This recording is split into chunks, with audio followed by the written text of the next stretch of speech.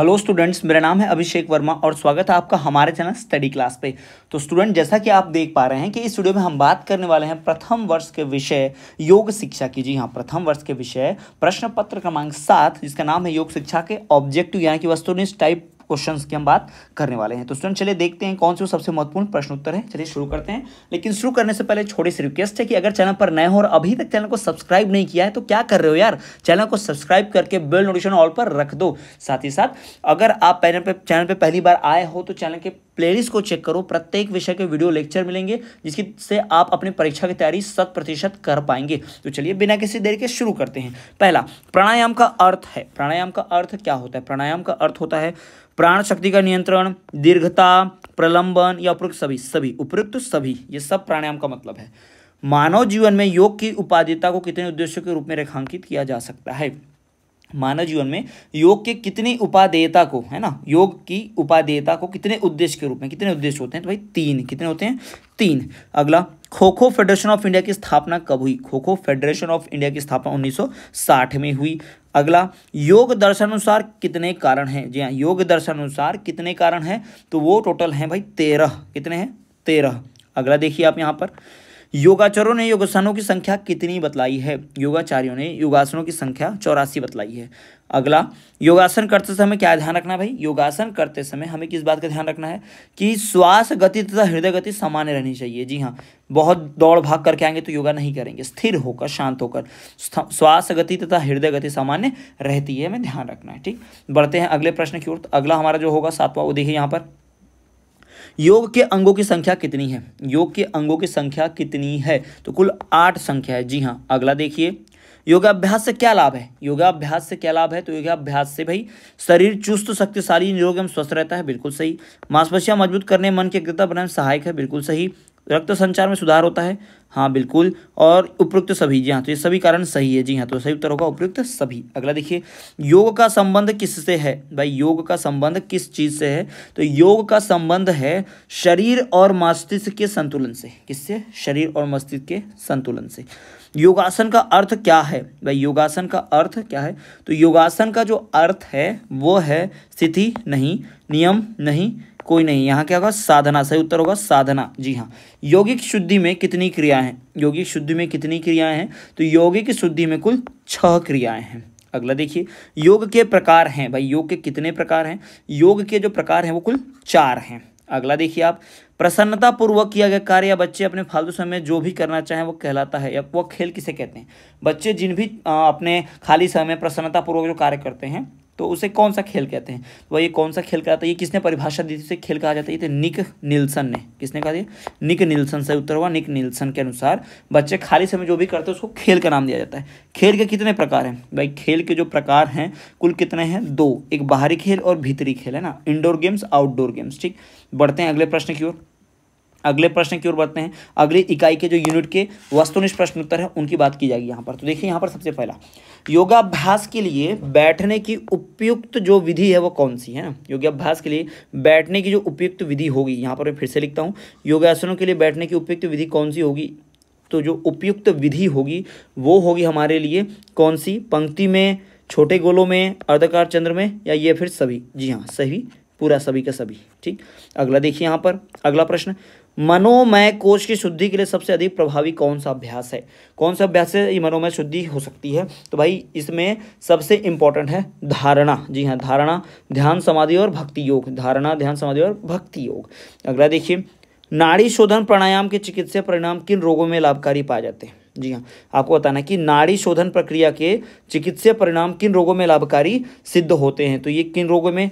Asthma में नहीं, चिंता तनाव में नहीं, प्रोकार्ड में नहीं, ये सभी सब के सब एक साथ याद रखिएगा, सब में बहुत काम आते हैं। अगला, आसन होते हैं कितने प्रकार के? भाई आसन जो होते हैं कितने प्रकार के होते हैं? तो भाई आसन, उचित और अनुचित आसन, बिल्कुल सही। स्थिर में गतिमान आसन, ये भी सही है। शारीरिक प्रकार एवं आसन, यह तीनों सही है, तो उत्तर होगा ये सभी, ये सब के सब आसन के प्रकार हैं। ठीक, पद्म का अर्थ क्या है? जी हाँ, पद्म का क्या अर्थ है? तो यहाँ पद्म का अर्थ पूछा गया, तो पद्म का अर्थ होता है कमल का फूल। जी हाँ, क्या होता है?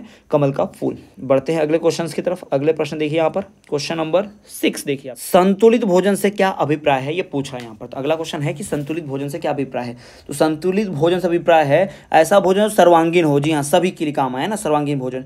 शारीरिक शिक्षा के लक्ष्य लक्ष्य क्या है? शारीरिक शिक्षा के लक्ष्य हैं कि आध्यात्मिक विकास हो, बिल्कुल सही, मानसिक विकास हो ये भी, सामाजिक विकास हो ये भी। तो सही उत्तर क्या होगा? उपयुक्त सभी, ऑल द एबोव। ठीक, अगला देखिए, शारीरिक शिक्षा के उद्देश्य कौन से हैं? शारीरिक शिक्षा के कौन से उद्देश्य होते हैं? तो शारीरिक शिक्षा के उद्देश्यों की बात करें तो भाई इसमें सब आएगा, शरीर के विकास से संबंधित उद्देश्य, गामक विकास, मानसिक विकास, सब आएगा, यानी उपयुक्त सभी। अगला यहाँ पर देखिए 9वां नंबर, शारीरिक शिक्षा व खेल विषय के अंतर्गत कितने उप विषय आते हैं? जी हाँ, इसके अंतर्गत जो है कितने उप विषय आते हैं ये पूछा जा रहा है, तो 12 उप विषय आते हैं। अगला, अंतर कक्ष खेल कौन सा है? यानी कि अंदर खेले जाने वाला, ताश के पत्ते, सुडोकू, व्यापार या उपयुक्त सभी। भाई ये सब के सब इसमें आएंगे ना सारे, ताश के पत्ते भी खेलते हैं, सुडोकू भी घर के अंदर ही खेलते हैं। तो ये सारे वस्तुनिष्ठ प्रश्न उत्तर हो गए। अब बात करते हैं अगली इकाई के वस्तुनिष्ठ प्रश्नों की। तो अगर हम बात करें अगली इकाई के वस्तुनिष्ठ प्रश्न उत्तरों की, तो उसमें सबसे पहले आप देख पाएंगे यहाँ पर पहला है कि प्राणमय में कोश की शुद्धि के लिए सबसे अधिक प्रभावी प्राणायाम कौन सा है? जी हाँ, तो इसमें सबसे अधिक प्रभावी जो है वो कौन सा होगा? भाई शीतली, ये भी काम आता है, सदनता भी काम आता है, शीतकारी भी काम आता है। तो सही उत्तर इसका होगा ये सभी, ये तीनों काम आएंगे। ठीक, बढ़ते अगले प्रश्न की तरफ। देखिए यहाँ पर प्रश्न, योगाभ्यास के लिए प्रत्येक अभ्यासी को लगभग कितने वर्ग फीट का स्थान होना चाहिए?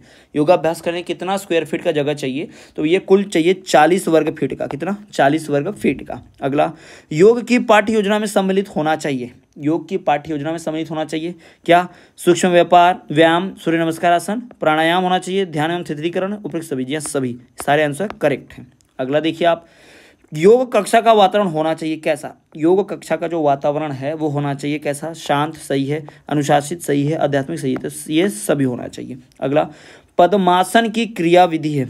पद्मासन करने की जो क्रिया विधि क्या है कि दाहिने पैर के घुटने से मोड़कर जंघाएं और घुटने जमीन पर टिके रहना चाहिए, यही पद्मासन की क्रिया विधि है। अगला, नेत्र ज्योति की वृद्धि में सहायक आसान है। नेत्र वृद्धि जो होती है, आंखों की रोशनी बढ़ाने के लिए जो सबसे आसान है कौन सा? वो शीर्ष आसन है। शीर्ष आसन से नेत्र ज्योति बढ़ती है।